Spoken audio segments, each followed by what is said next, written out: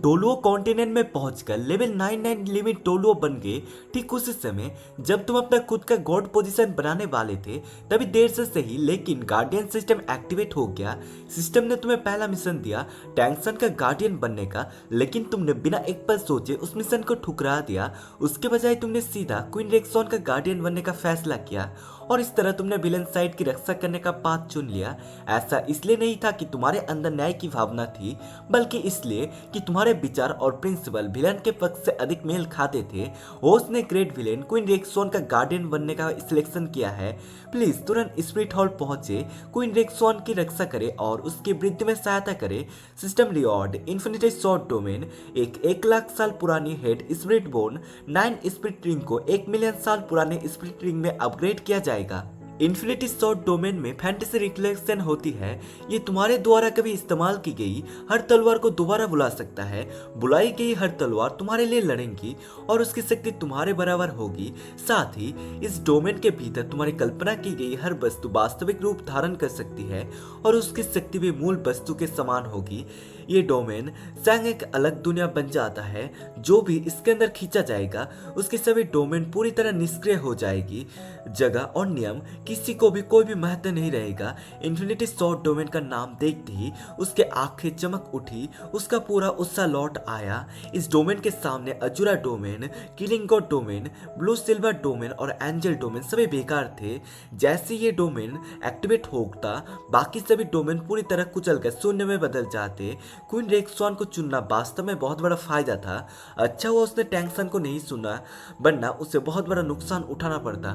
डिंग, please एक दिन के भीतर स्पिरिट हॉल सिटी के पोप्स पैलेस पहुंचकर क्वीन रेक्सॉन के गार्डियन बने। यदि एक दिन के भीतर नहीं पहुंचे तो मिशन फेल माना जाएगा, पुरस्कार रद्द कर दिए जाएंगे और सिस्टम हमेशा के लिए बंद हो जाएगा। अभी उसे खुश हुए केवल 3 सेकंड भी नहीं हुए थे कि सिस्टम स्क्रीन पर उल्टी गिनती शुरू हो गई। उसके पास केवल एक दिन था। हिडन शॉर्ट पीक से स्पिरिट हॉल सिटी हजारों मील दूर था। पूरी रफ्तार से उड़ने पर भी समय पर पहुंचना बेहद कठिन था। उसने एक पल भी बर्बाद नहीं किया। मन में विचार आते ही उसने 5 सोल से टेक्सु 9 ओरिजिन शॉट एक्टिवेट किया, आसमान में उड़ गया और पूरी स्पीड से स्पिरिट हॉल सिटी की ओर निकल पड़ा। एक दिन बाद स्पिरिट हॉल सिटी के पोप्स पैलेस के बाहर वो अपनी उड़ती हुई तलवार पर खड़ा होकर पैलेस के ऊपर पहुंचा। उधर पोप्स पैलेस के अंदर बेबी डॉग मजबूरी में छोटे बच्चे को ट्रेनिंग दे रहे थे। अचानक उसे एक पावरफुल ऑरा अपनी ओर आती हुई महसूस हुई। उसकी हरकतें एक पल के लिए रुक गई। उसकी सुंदर भौहें हल्के से सिकुड़ गई। कोई शक्तिशाली पर्सन आ रहा है, लेकिन अगले ही पल उसने खुद को शांत कर लिया और बच्चे का ट्रेनिंग जारी रखा। उसकी नजर सामने खड़ी छोटी क्वीन रेक्सॉन पर पड़ी। गुलाबी गाल, सुनहरे बाल और बेहद प्यारा चेहरा, लेकिन बेबी डॉग की आंखों में उसके लिए केवल घृणा था। उसने अपनी घृणा को दबाया और मजबूरी में मुस्कुराते हुए बच्चे को इनकरेज करने लगी। वो ऐसा करना नहीं चाहती थी, लेकिन यू जियाओ गोंग के लिए उसे ये सब करना पड़ रहा था, क्योंकि अगर उसने ऐसा नहीं किया तो क्वीन यूनजी उसके सबसे प्रिय व्यक्ति जियाओ गोंग को नुकसान पहुंचा देता। उसका जियाओ गोंग जीवन भर बहुत कष्ट झेल चुका था। उसकी मार्शल स्पिरिट के कारण blue lighting tent dragon clan ने कभी उसे एक्सेप्ट नहीं किया। उसे एक आवारा कुत्ते की तरह घर से निकाल दिया गया था, लेकिन उसने कभी हार नहीं मानी। उसने स्पिरिट मास्टर की 10 ग्रेट थ्योरीज की फाउंडेशन रखी।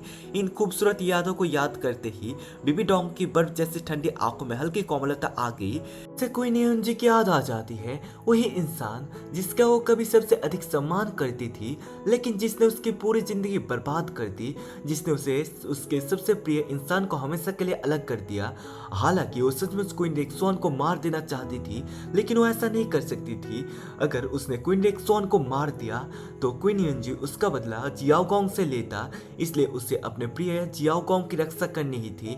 भले ही वो कभी उससे शादी ना कर सके, लेकिन वो अपनी पूरी जिंदगी उसकी सुरक्षा में लगा देगी। अपने भीतर की हत्या की इच्छा को दबाते हुए बेबी डॉग ने आखिरकार खुद को रोक लिया।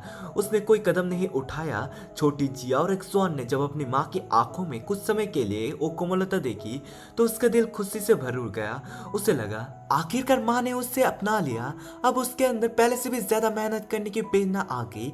उसकी चमकीली आंखें डिटर्मिनेशन से भर उठी। उसे दादाजी की बात याद आई। उन्होंने कहा था कि माँ उसे इसलिए पसंद नहीं करती क्योंकि क्योंकि वो पर्याप्त मेहनत नहीं करता।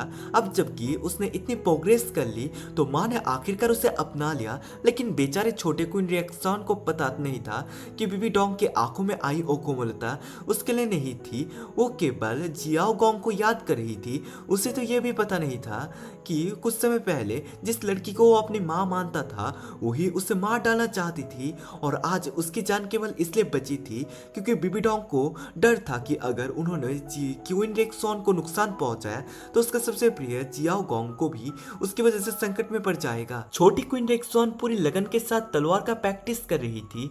दोनों हाथों से लकड़ी की तलवार पकड़कर वो सीधी हुई हर चाल को पूरी ध्यान से दोहरा रही थी।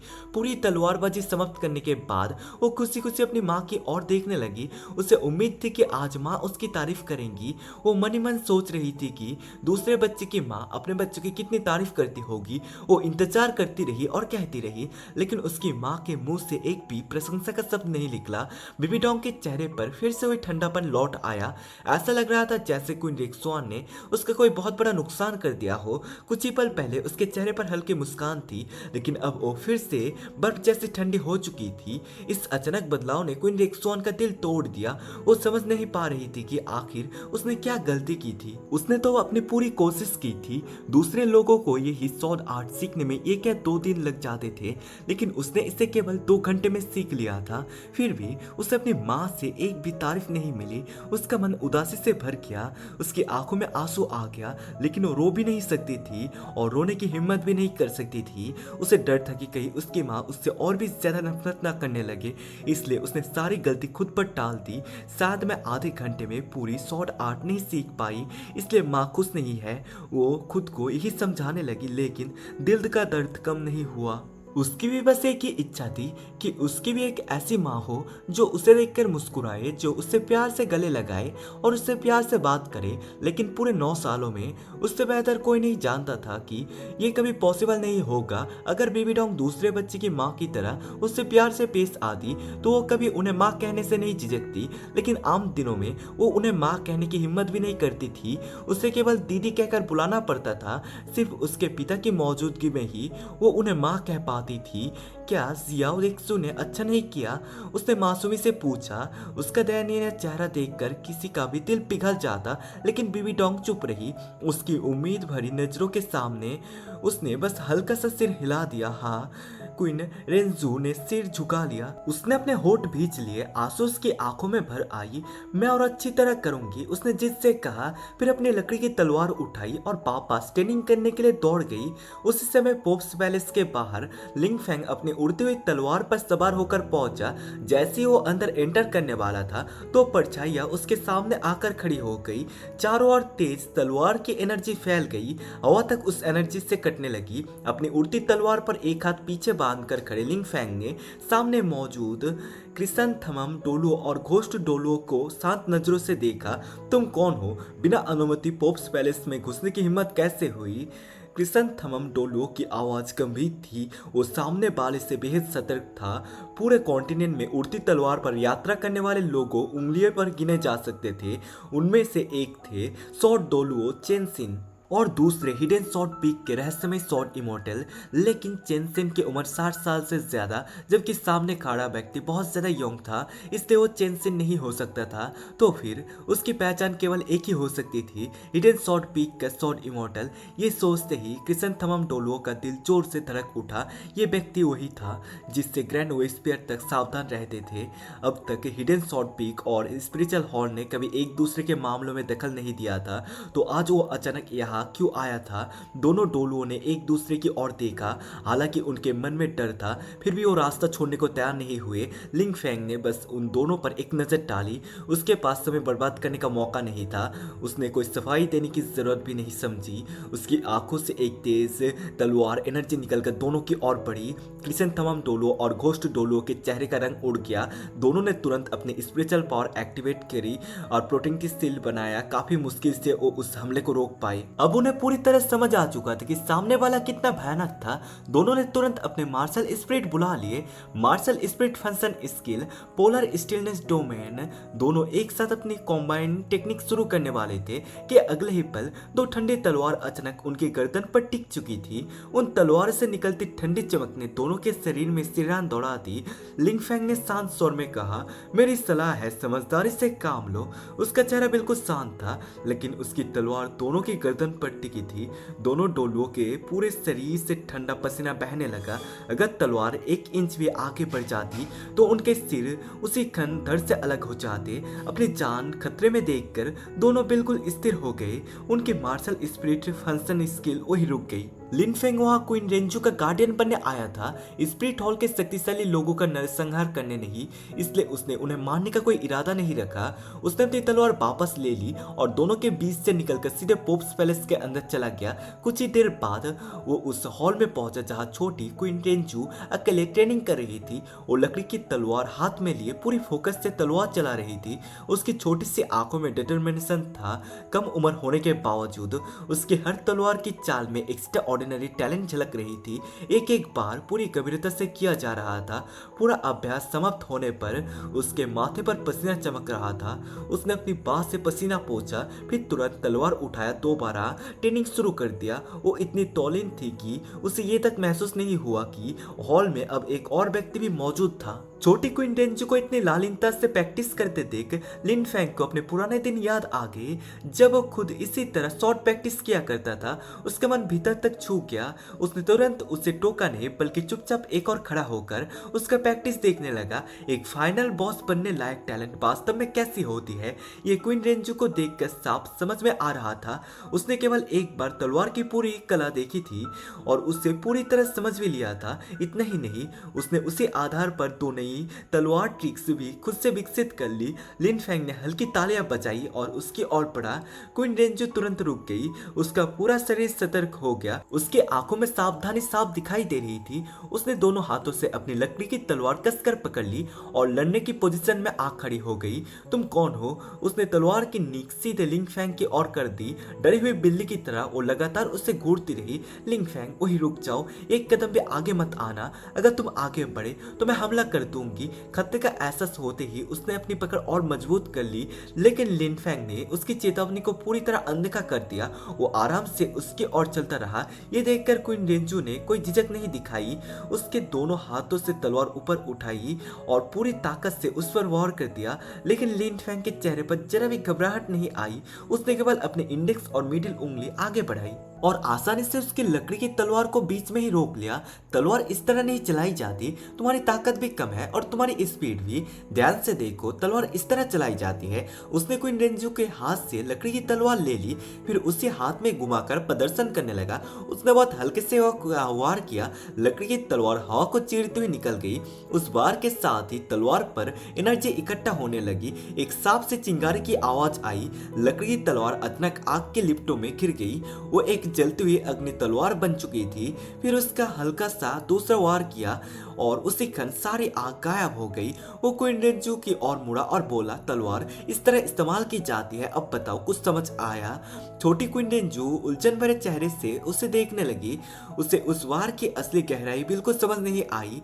अगर लकड़ी की तलवार में आग लगाना ही खास बात थी तो वो भी ऐसा कर सकती थी। उसे बस अपनी एंजल फ्लेम स्पिरिट पावर तलवार में भरनी होती।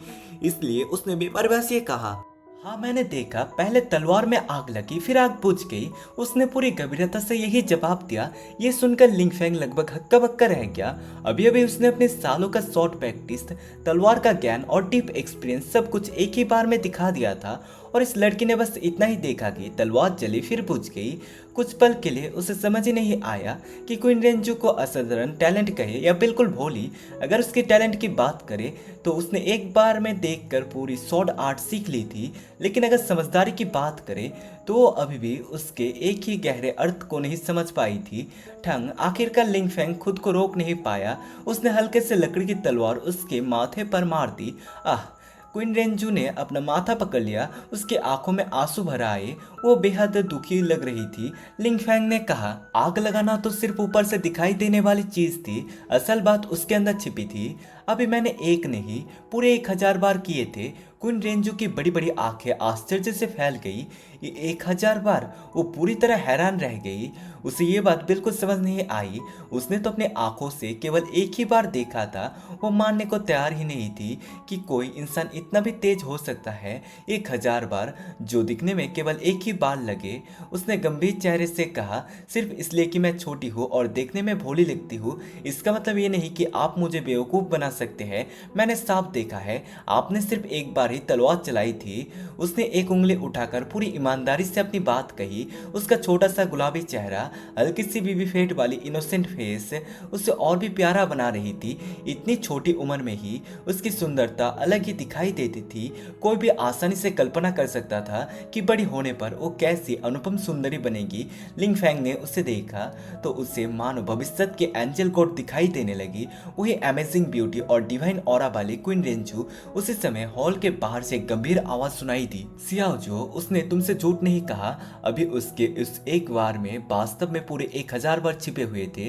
सारे बार एक ही बार में पूरी तरह समा रहे गए थे। ऐसी तलवार, दुनिया में ऐसी कोई चीज नहीं जिसे काट ना सके। ये आवाज क्वीन डोलुओ की थी।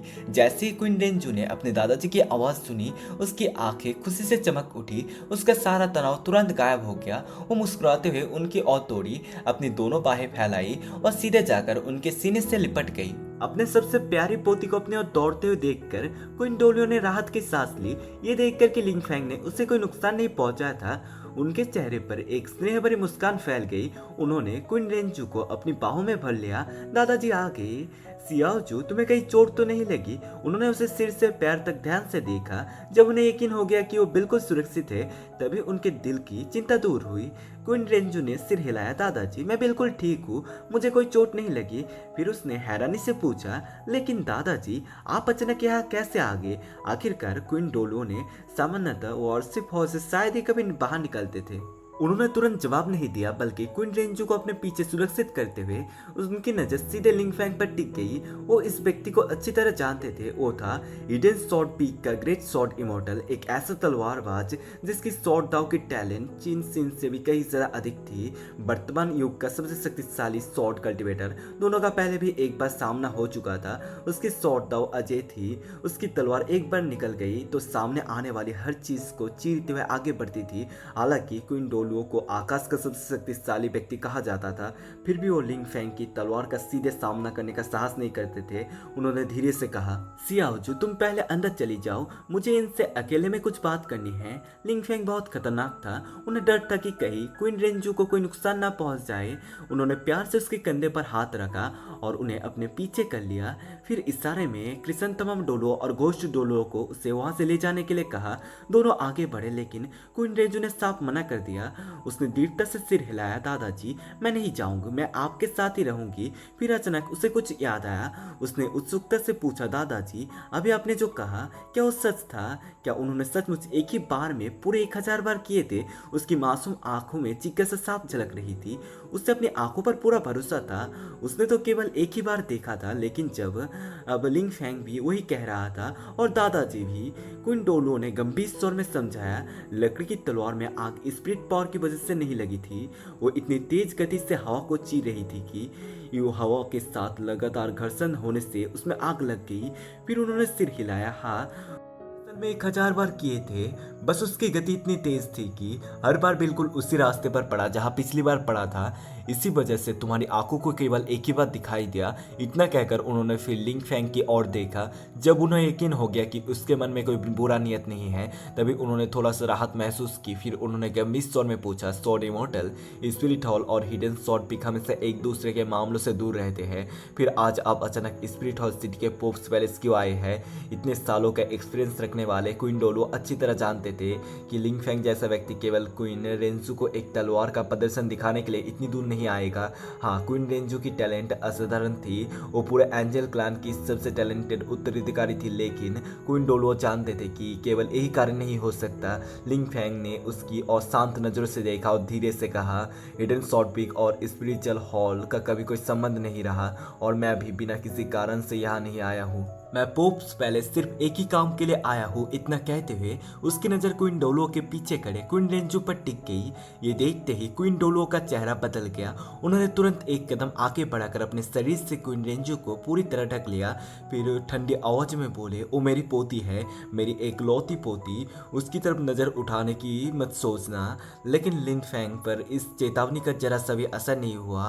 वो हल्का सा मुस्कुराया और कंधे उचकोते हुए बोला, अफसोस, मैं तो यहाँ उसके लिए ही आया हूँ। ये सुनते ही क्वीन डोलो की आंखों में हत्या की चमक कूद गई। उनके शरीर से होली एंजल स्पिरिट पावर फूट पड़ी। उनके पैरों के नीचे एक एक करके 9 स्पिरिट रिंग प्रकट हो गए। उसकी पीठ के पीछे विशाल 6 विंग्स एंजल का दिव्य रूप उभर आया। क्रिसैंथेमम डोलो और घोस्ट डोलो ने भी तुरंत अपने मार्शल स्पिरिट प्रकट कर दिए। दोनों क्वीन रेंजो के आगे ढाल बनकर खड़े हो गए। लेकिन लिंग फैंग के चेहरे पर अब भी वही शांत मुस्कान थी। शुरू से लेकर अंत तक उसने उन तीनों को अपने प्रतिद्वंदी के रूप में देखा ही नहीं। उसकी नज़र केवल क्वीन रेंजो पर थी। वो मुस्कुराया और बोला, तुम्हारा नाम क्वीन रेंजो है सही, मेरा नाम लिंग फैंग है। आज से मैं तुम्हारा गार्डियन हूँ।